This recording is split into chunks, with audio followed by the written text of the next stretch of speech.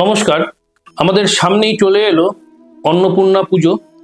দেবী অন্নপূর্ণা, বাঙালির প্রত্যেকটা ঘরে ঘরেই একটা বক্তব্য শোনা যায়, দেবী অন্নপূর্ণার কৃপায় খাওয়া পড়ার অভাব নেই, মা অন্নপূর্ণার কৃপায় ভালো আছি, এই ধরনের প্রবাদ বা এই ধরনের বাক্য শোনা যায়। তাহলে অন্নপূর্ণা পুজো হচ্ছে 5ই এপ্রিল 2025 সাল, 5ই এপ্রিল অন্নপূর্ণা পুজো। আমরা যদি অন্নপূর্ণা পুজো বা অন্নপূর্ণা দেবীর মূর্তির দিকে যদি আমরা তাকাই, আমরা তাকালে একটা জিনিস খুব ভালোভাবে দেখতে পাই যে দেবী অন্নপূর্ণা দেবাদিদেব মহাদেবকে ভিক্ষা দিচ্ছে।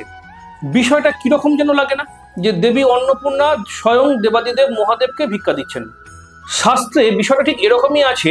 দেবী অন্নপূর্ণার কাছে দেবাদিদেব মহাদেব ভিখারি বেশেই গেছিলেন ভিক্ষা চাইতে। যখন দেবী অন্নপূর্ণা ভিক্ষা দিচ্ছেন তখন দেবাদিদেব মহাদেব তার আসল রূপ ধারণ করেন। তাহলে এই যে অন্নপূর্ণা পুজো, এটা বছরে একবার আসে 5ই এপ্রিল, এবছর পড়েছে 5ই এপ্রিল। এর একটা বিশেষ গুপ্ত ক্রিয়া বলছি এই দিনের জন্য। যারা আর্থিকভাবে ডিস্টার্বে রয়েছেন, যাদের কিছুটা খাওয়া পড়া নিয়ে দুশ্চিন্তা রয়েছে, সেই সব ব্যক্তিদের উদ্দেশ্যে বলছি, এবং যাদের সংসারে রোজগার হলে পরেও টাকা থাকে না, কোনো অবস্থাতে টাকা থাকছে না, সঞ্চয়টা হচ্ছে না, যা আসছে সেটাই ব্যয় হয়ে বেরিয়ে যাচ্ছে, এরকম কিন্তু বহু ফ্যামিলিতে দেখা যায়। তার কারণ চেম্বারে এসে তো বহু মানুষ এটাই বলেন। তাদের উদ্দেশ্যে বলছি, এই অন্নপূর্ণা পুজোর দিন যে কোনো ভিখারিকে, যারা প্রকৃত দুস্থ, প্রকৃত ভিক্ষার দ্বারাই তাদের জীবন চলছে, ভিক্ষা করে যেটুকু পাচ্ছেন তার দ্বারাই খেয়ে পড়ে বেঁচে থাকছেন, এই রকম কোনো ভিখারি ব্যক্তিকে অন্ন দান করুন, অর্থাৎ অন্ন সেবা দিন, খাওয়ান। যদি সম্ভব হয় আপনাদের ওই দিনকে একটু পায়েস রান্না করে যে কোনো ভিখারিকে দিন, খাওয়ান, ভীষণভাবে ভালো ফল পাবেন।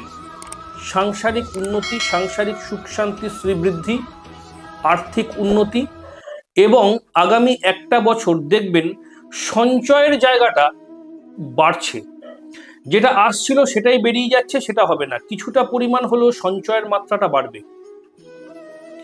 আরেকটা জিনিস বলি, এই অন্নপূর্ণা পুজোর দিনই একটু সকালবেলা, ভোরবেলা হলে বেশি ভালো হয়। যাদের একদম ভোরবেলা ঘুম ভাঙে না তারা সকালবেলায় কাজটা করবেন। সকালবেলা পাখিরা ক্ষুধার্ত থাকে।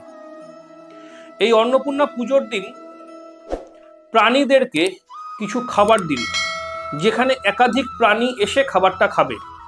যেরকম সামান্য পরিমাণ আতপ চাল একটু জলে ভিজিয়ে রাখবেন আগের দিন, আতপ চাল, অল্প মিষ্টি দ্রব্য আর কিছুটা কলা একসঙ্গে নিয়ে নৈবেদ্যের মতো মাখুন।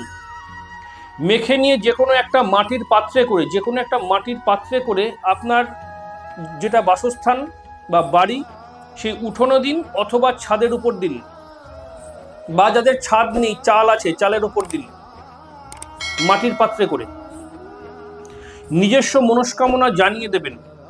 এই কাজটার দ্বারা কি হয়, যারা বেকার ব্যক্তি আছে, যাদের কাজকর্ম হয়েও হচ্ছে না বা কাজকর্ম ছিল এই মুহূর্তে বেকার, তাদের খুব তাড়াতাড়ি কর্মলাভ হয়। যাদের সংসারে একদম উন্নতি নেই, উন্নতি লাভ হয়।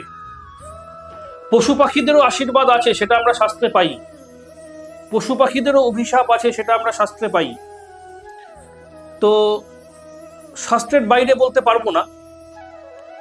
এই ধরনের প্রাণীদেরকে খাবার দিলে, যেখানে একসঙ্গে অনেক প্রাণী এসে খাবার খাবে, যখন আপনি এই নৈবেদ্যটা দেবেন মাটির পাত্রে করে, দেখবেন বহু পাখি এসে সেই খাবারটা খাচ্ছে। তারা আশীর্বাদ না করলেও তারা অভিশাপ দেবে না। অদৃষ্টে কেউ একজন দেখছেন,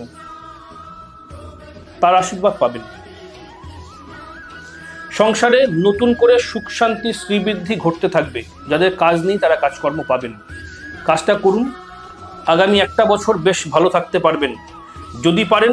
যদি আপনাদের উপকার হয়, আমি বলছি নিশ্চিত উপকার হবে, কিন্তু অনেকে তো গায়ের জোরে দেয়াল ফেলেন। যদি এবছর উপকার পান, সামনের বছর আবার করবেন, প্রত্যেক বছর করবেন, ভালো থাকবেন, খারাপ কিছু হবে না। আজকে এই পর্যন্তই। প্রত্যেকে ভালো থাকবেন। নমস্কার।